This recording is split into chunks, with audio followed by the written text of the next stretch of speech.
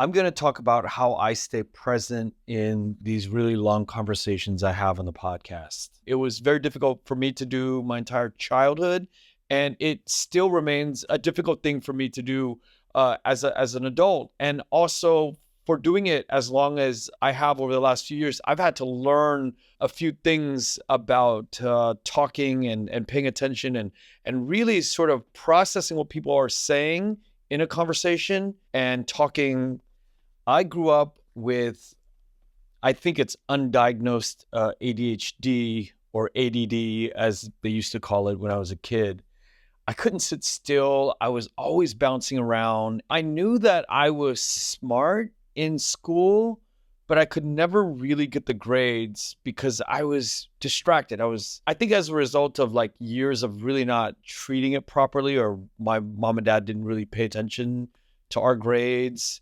I just kind of drifted year after year, and not really was able to be present in a lot of the things that I did. And that included schoolwork, conversations with people, different sports activities or training for something. I always noticed that I didn't have the ability to kind of go along with any of the focus practice that you hear about today. And I think we're losing that as a result of social media or just digital products that we're noticing in the world. I want to talk today about how I have sort of practiced over the years, staying focused in long conversations, replying back in an intelligent, thoughtful way with the people that have had on the podcast.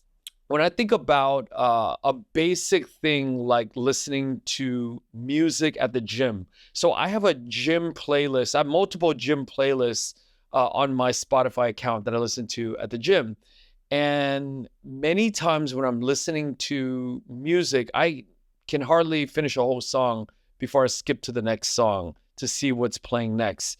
And I find it very difficult to enjoy the workout if I have to do two different exercises back to back, two different sets back to back with one song. So what I do is I'll listen to a song and I'll play it for a little bit. I'll wait till I really get the feeling of something, and then I'll get into it and I'll work out to it. And then right after that, I have to push to the next song and then the next song. I don't know how many people in the world do that, but I am afflicted with that. Same thing with if I'm on a bike and I'm at the stationary bike at the gym, I'll use that to build a new playlist. And many times I'll stumble upon a really cool song that I know that I'll like.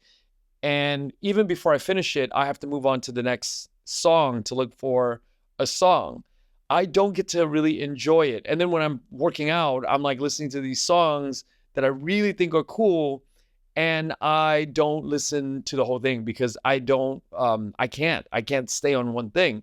And so this is like a big problem for me in my real life. I bounce all over the walls with a lot of energy, and I just can't really track things.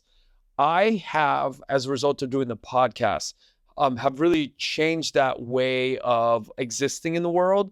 I am trying to be more deeply engaged. And I think this is the whole point of why I'm talking about this today, is that as a result of the podcast, doing this for a few years now, I am learning that the deep listening, the skill of deeply going into listening to what other people are saying and then having a conversation, a fruitful conversation with them, is a very important skill that I didn't have growing up.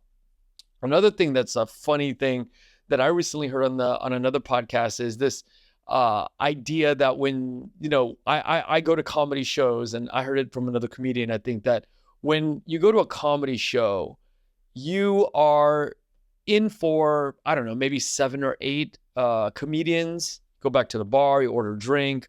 And sometimes somebody like me, we're not really engaged in the comedy. We'll pick up bits and pieces here, but what we're really doing is we're waiting for the next comedian to come on. And it's a waiting game. It's a waiting game the whole night.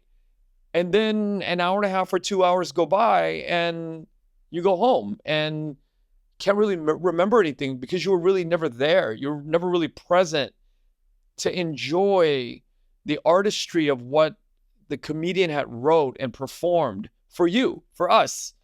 And so in the spirit of thinking about what drives us to kind of like what is making us able to sit and enjoy what somebody created for us is slowly vanishing, I think, in the world. And I think being born into the world, for me, I didn't have that ability. So at the age of social media and everything's moving so quickly, I think it really suited my short attention span. But I think that a lot of people in the world are like moving away from this idea of short attention span and going deeper. There's this movement called raw dogging it for people that are on a plane, a long trip, and they don't turn on any video or TV or music or anything, and they just look straight ahead in front of their seats for hours and hours and hours to see if they can survive this plane ride without any distractions. And I think it's a really telling practice of where we are today with mankind, humankind, realizing that our ability to kind of like go deep and engage and focus is a real big thing. So this, going back to this comedy thing, I'd go to shows, comedy shows. I mean, I just went to a few comedy shows this last month, and I couldn't, when I heard that, I'm sitting there, when I heard this podcast about the inability to kind of like enjoy a comedy show because you're wanting to see what the next act is, and then you go to the bar and you're waiting for your drink, and you really go through 7 or 8 comedians, and you really don't get to enjoy the comedians and really live in the words that the comedian and the ideas that he's or she is trying to talk about. It's something that we're wasting time on earth. Are we really living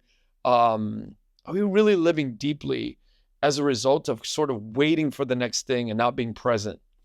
So those were the things that sort of like were analogous, were the comps for me as it relates to, being present in conversation. In the early days, I talk about this often. There was a new friend of mine. His name is Chef Win Bowie. And what he did to me and for me in the early days of the podcast, I remember still, it was the first year of the podcast. And I was used to just going through and rambling and talking quickly and, thinking that I had, a very engaging characteristics to the outside world. I had began the podcast, and I think I'd done, I don't know, maybe 20 of them, and everything was going fine. And so I invited Chef Win Bowie to talk about his private chef and Michelin star cooking experience at all these, these restaurants here in LA. And so it was a Zoom call in those early days, because I think we're still in COVID or coming out of COVID, but we're still very early day, and we're doing Zoom calls. I had turned on the program. He was on, I was on. There hadn't been any problems for like the first 20 episodes. So there was no reason that I thought that I would have a problem with Chef Win Bowie. So I had hit record, and I greeted him, and I said, "Hey, how are you? How's it going?" And what felt like an eternity, he didn't respond back right away. And I thought to my head at the time, in real time, I was like, okay, maybe there's a delay in the internet on his end. So I asked him again shortly after. I couldn't bear the silence. And so I had asked him, "Hey, are you there? Are you okay? Can you hear me?" And he said, "Yeah, no." And he responded very slowly. He looked into the camera and he said, No, I'm okay." And then I realized that he didn't have a technical issue. He didn't have a problem with waiting for a response. He didn't have this urgency to go in and respond right away in real time. He was on his own time. And he inadvertently reset the way I look at podcasting. He reset the way I look at communication. He reset the way I look at intentionality in having conversation with people. And we carried on that conversation, and he slowed it down by 10x. I'm just using a metric that I I don't know how else to describe it, but it felt like he slowed it down by 10 times the speed. Everything was moving in slow motion. But then I started to get used to that conversation. And then I began to speak slower. I began to think about the things that he was answering. I began to think about what I was going to say next. Everything was like this beautiful sort of deep conversation that we had about food.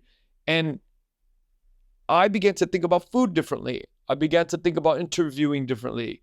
I began to slow my brain down so then I could sound like I was listening to this man who slowed everything down. So it actually sounded like he was listening to everything that I was saying. And he was, because every time that I replied back with something, it was slow now. I was saying things slower, and he would take time to think about what I just said, and then he would shoot back a reply. And from then on, I began to slow everything down in my subsequent episodes. And because I had slowed things down and because he had kind of triggered this response, I began to take it easy with different guests that I had.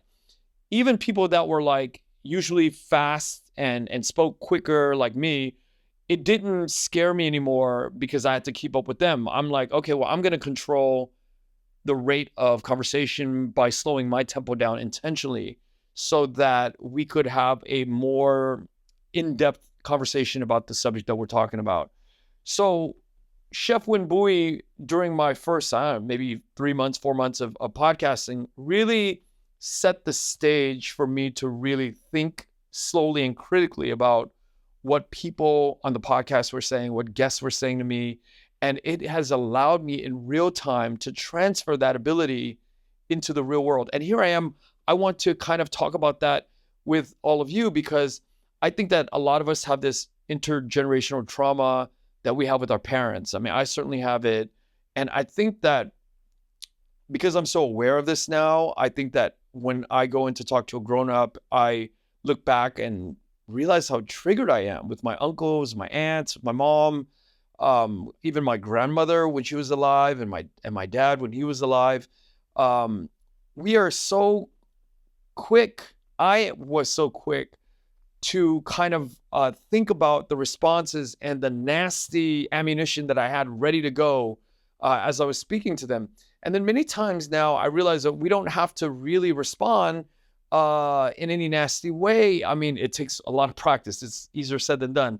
But what I realize is now it's probably more beneficial to not give somebody a piece of our mind right away and to maybe think about things and to maybe sleep over these hurtful words that are coming from the previous generation into us, or from some coworker or a guest on in our parties or in our lives, that we could just take our time to think about sort of like the things that are being said, and maybe there's no intention from the other party when they were talking to us, and the words that they're talking were just maybe mindless. Many times people say things and they don't even mean it. So I'm saying slowing things down to be present is something that I think is a good thing to practice. Now that I'm in conversation with people all across the world in the Vietnamese podcast, I really aim to even slow things down even more, to have a very deliberate and very intentional conversation about the topics that are at hand. Because, I mean, to me, these topics are very important. And to me, someone's time, like a friend or a guest, is very important so that we could have an ability to go back and forth and have words exchanged. And I think that we live in a time period now where things are being shortened and attention spans are lessened. But I think that's not a good thing. I think that's to the detriment of society. And I think that long-form podcasting, long-form communication, deeper communication between partners, between lovers, between family members, I think really is an important thing to develop as we're moving to faster speeds in our technology and our interactions with each other. We should all be practicing slowing things down and being more present in our conversation.